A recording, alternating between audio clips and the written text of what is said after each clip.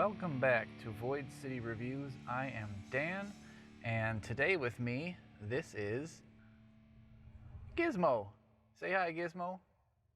Oh geez. We are sitting in my car right now, waiting for some people to look at my house. So the both of us had to skedaddle and get out of there. Anyway, that gave us a little bit of an opportunity to maybe make with a little bit of a toy review. So, it's a good one, guys. So this right here is Batman of Earth 22, Infected. So I'm gonna take a look at that guy right there. So I believe basically this guy is the Batman who got infected by Joker some way, somehow. I still have to read that story. It's in my pile of books, which is in my storage unit.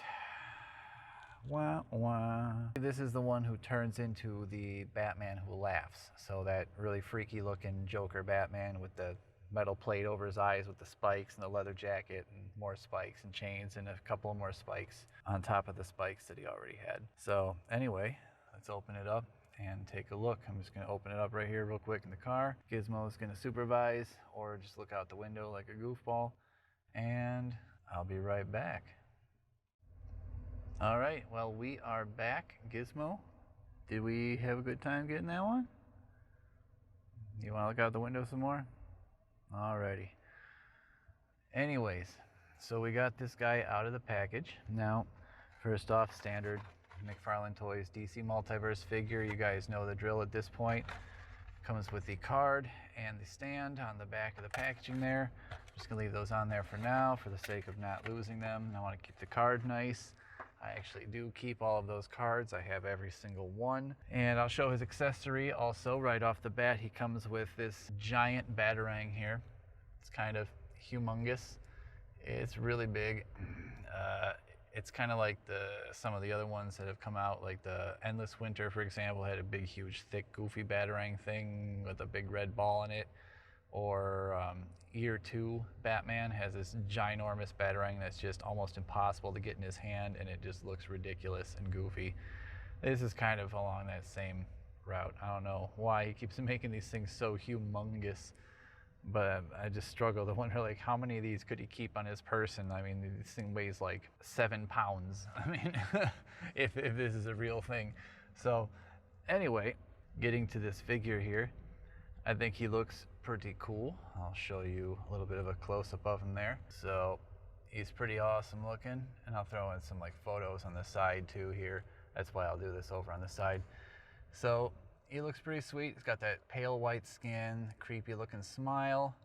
One of his ears is a little bit bent right here from the packaging, I believe, because in the card it's straight up, but I kind of like that. It kind of fits the character of this Batman a little bit better. So I'm fine with that.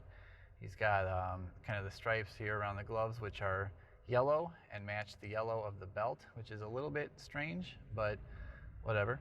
The logo and the inside of the cape are actually a green, and the stripes here and on the belt are yellow.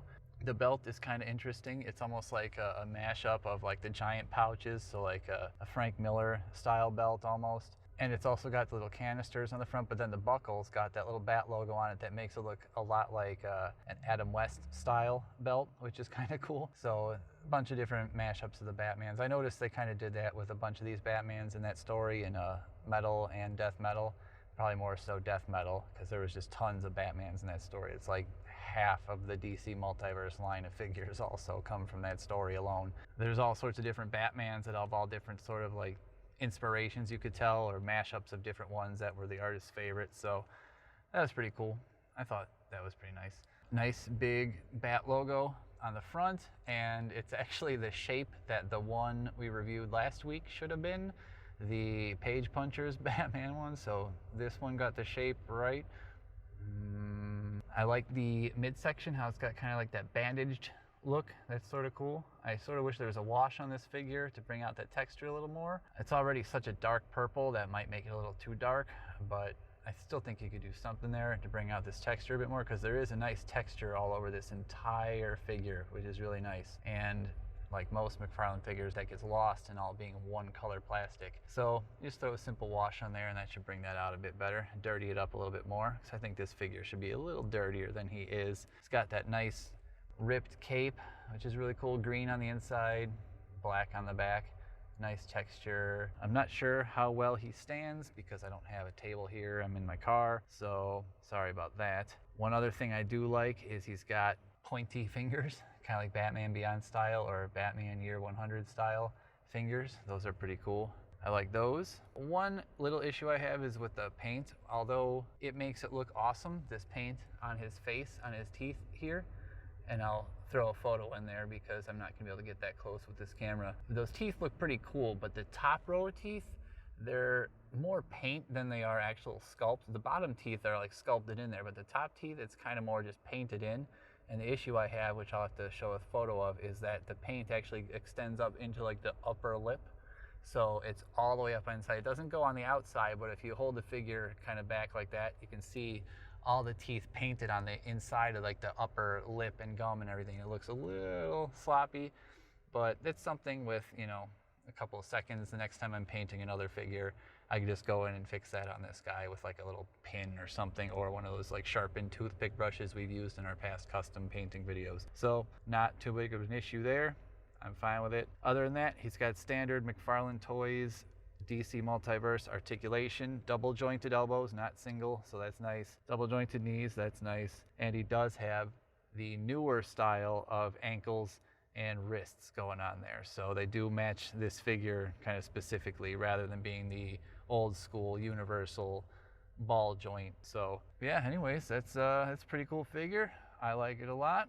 It was interesting finally getting this version of the character from before he turned into the Batman Who Laughs, I should say, because there's a bunch of figures of that version, and as far as I know, this is the first one of this version, so it'll be a nice one to add to the collection. Hopefully someday I will have more shelves behind me to put these up on again, and I'll be able to display them once more. Anyways, I think that has been it for this episode of Void City Reviews. If you have any questions or comments about this figure, if you have it yourself or are thinking of getting it or just want to know a little bit more about it and I didn't mention it here, let me know in the comments and I will get back to you as soon as possible. As you know, we usually get back to the comments within 24 to 48 hours typically, so like and subscribe. And until next time, I am Dan.